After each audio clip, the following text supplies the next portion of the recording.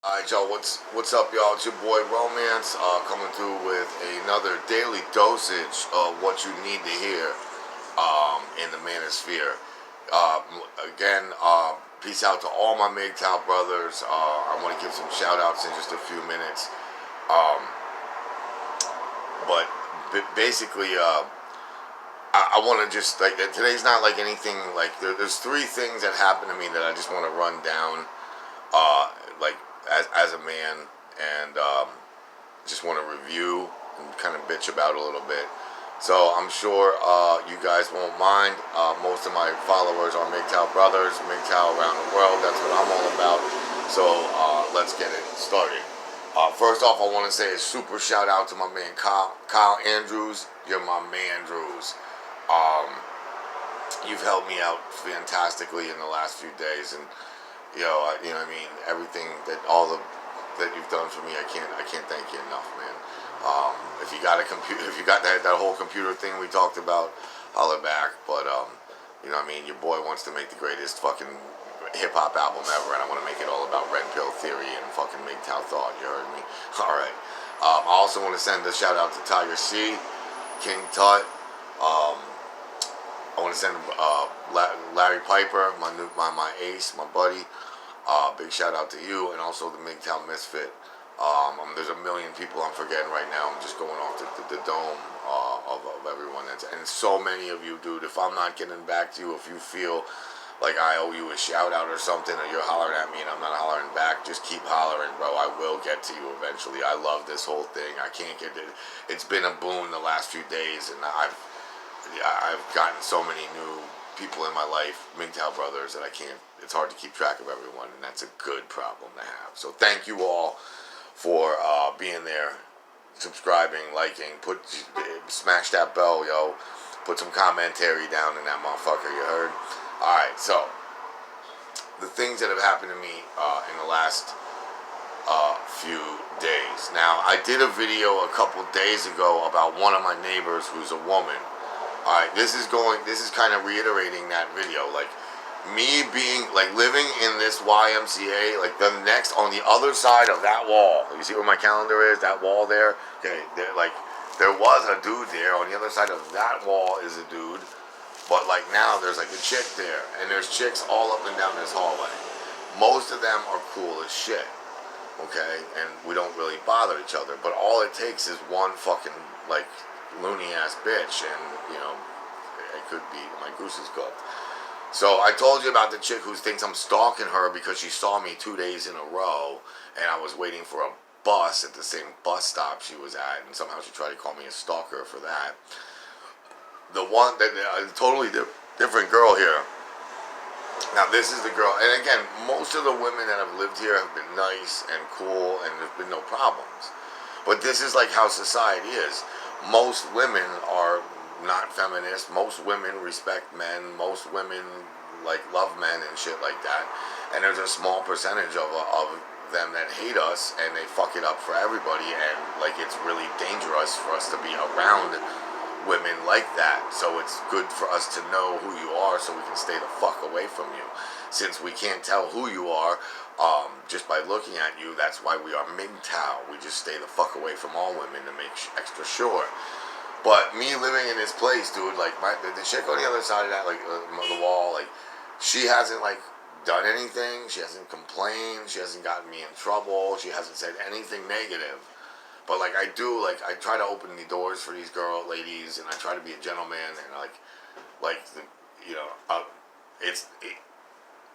it's not like she's doing anything wrong, but, like, I just get this feeling, like, she gives you this look, like you know, like when you find a rescued dog that's been really beaten really bad, and like even though you're trying to be nice to it, it still is like afraid of you and like kind of bites at you and stuff like that when you go to pet it. Like, that's kind of what's happening with me and this lady on the other side of the wall. Like, I don't know what happened in her past, but I have nothing to do with it.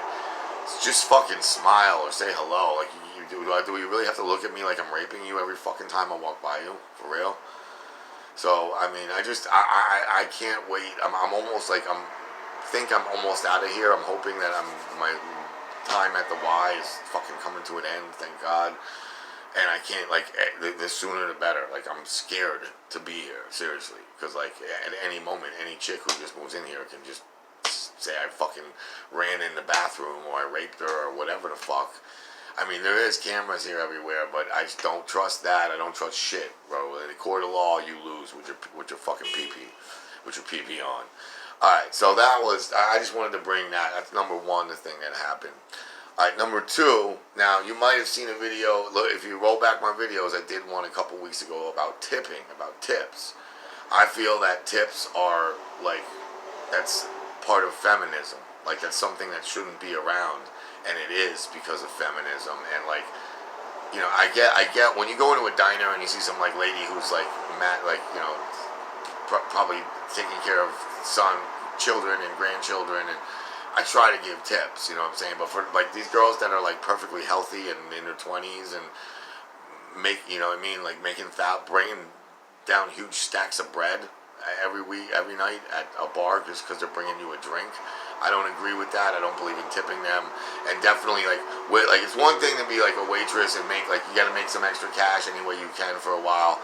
It's another thing to fucking make a career off of it. Okay?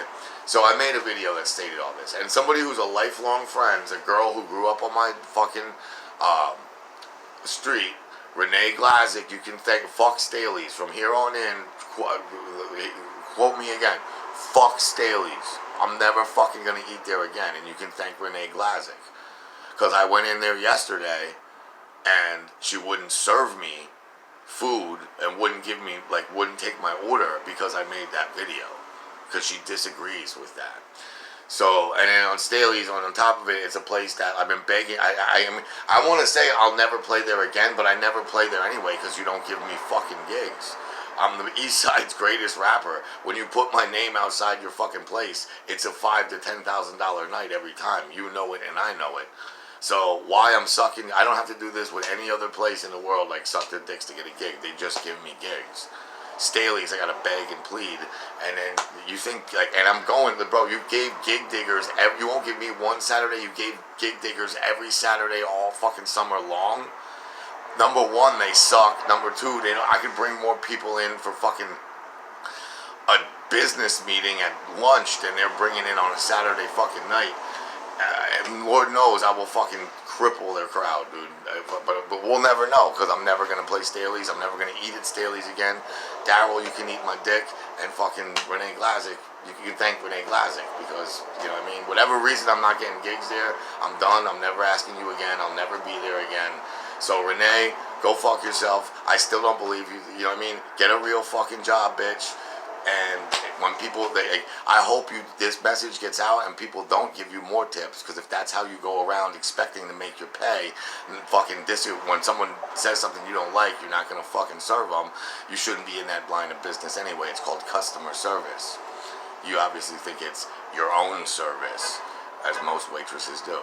So anyway, that happened to me. So again, fuck Renee and fuck Staley's. Anyone watching this who's from the East Side, you can please spread the word. I'm not putting this on Facebook because I don't even give a fuck enough. It's not worth the energy to put it on Facebook, because you're just gonna fucking cry like bitches. All right, so, and now the final thing that I wanted to discuss, and again, this is all manosphere stuff. This is all man hate that I'm bringing up. This is all complete disrespect and shitting on men that I'm talking about. It's everywhere you go, dude. It's like I cannot walk down the street anymore.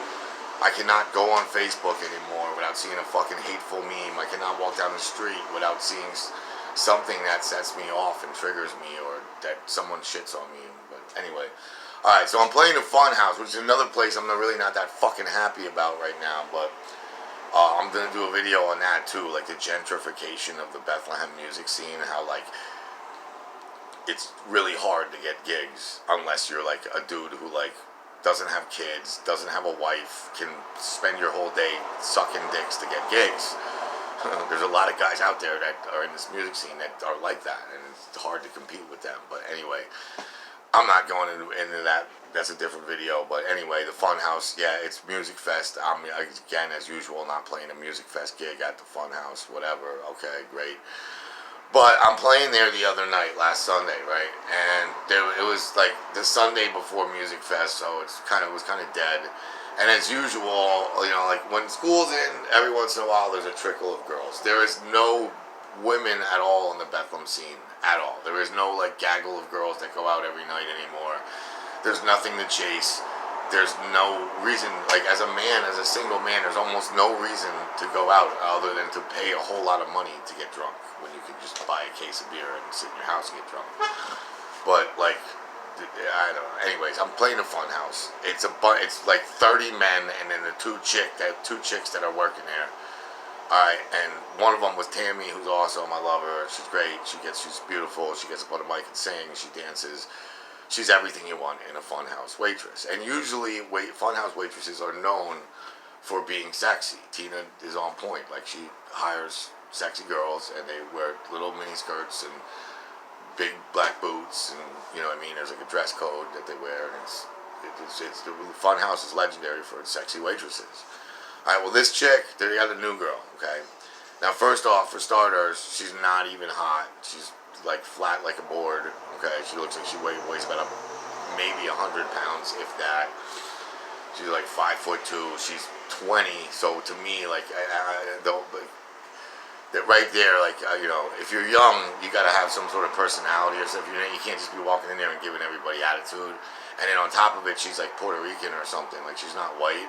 And I can tell, like, she's not, like, racially overtly offensive, but I can tell, like, when she opens her mouth that she doesn't hang out with white people that much. So if you kind of have, like, the fun house is mostly white people that go there because they play mostly white people's music there, except me who plays hip-hop. And I'm the one guy that's playing non-white music, so this is where the story gets interesting. So if you don't like white people, you're probably in the wrong fucking business. They're at the wrong place, woman. And she obviously, she was nice at first. Whenever there's a new Funhouse girl, I introduce myself. I'm Richie Romantz. I'm Bethlehem's greatest rapper, blah, blah, blah, blah, blah. And she was nice at first. But, like, some point over the night, it was, like, the middle of the third set. And we did 2 or 3 Rihanna songs in a row, and that gets people going. People like that. It's new music. Not many fucking rock bands play Rihanna. Mine does, and whatever's new next week, we'll play that too. That's how I roll, and that's why I'm pissed at fucking dudes who have played 22-year-olds who play nothing but my father's music get gigs before me around here. I don't understand it, but anyways. Alright, so we play the Rihanna songs. I get done. It's nothing but dudes there, and I said. And that was a double shot, or that was a rock block from the girl who got her ass beat for talking shit to Chris Brown. Like, I wasn't even thinking. It wasn't like pre-manipulated. It's not like I was just making a fucking joke. And this is a joke about domestic violence that happened in 2009 or 2008 or something. It's like 11-year-old shit. This girl who's a waitress there, like, and this is like one of her first nights working, like, she's like stopped what she's doing and like gets on the mic and is like, wait a minute, no, you can't say that. You can't say that under any circumstance. You can never ever say to hit a girl, never. And I grabbed the mic back from her. I'm like, what about when y'all be fucking walking around saying men must die and hear my vagina roar and shit? How about all the fucking domestic violence against, oh, blah, blah, blah, blah, blah, blah, blah, blah, blah, blah. And then I got done with, that was right at the end of a set break. I got done. I was like, don't you ever do that again. You got a problem with men? You got a problem? And I got raw on her. And then it's like she's trying to get me thrown out. It was like, too bad, honey. I'm the fucking entertainment here for the night. So again, my moral of the story is, here's a 20-year-old girl. Doesn't know shit about where she's working. Doesn't know shit about the music that's going on there. The Funhouse is the CBGBs of the local music scene. She had no fucking respect for any of that. She got a job there, and it's a high-paying job, bro. On a Friday or a Saturday night, a woman working at the Funhouse is gonna make probably $400 to $500 at least. She's not going to make that money anywhere else. So on her first night, she's going to come in here, tell everybody there's no girls, tell everybody not to offend women, how we should talk, what we should say. I guess what my song, like, I'm surprised I didn't get a fucking recommendation of a set list from her too. But either way, like, you're going to just totally, like this is how millennial women think, bro. So, and anyway, this is just how feminist minds think, and this is what is going on in the world towards men.